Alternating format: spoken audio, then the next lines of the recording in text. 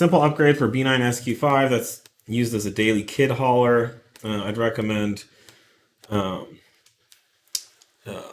what's the truck bed liner, the entire interior. Rhino line? Yeah, Rhino line, just the entire inside of the car. Or Windows just, and all, because they're just going to get that way eventually. Yeah, or like just those blue tarps. Just wrap the entire interior with that.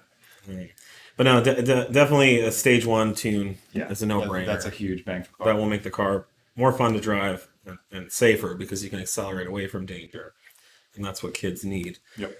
I think I'd agree with sway bars as well.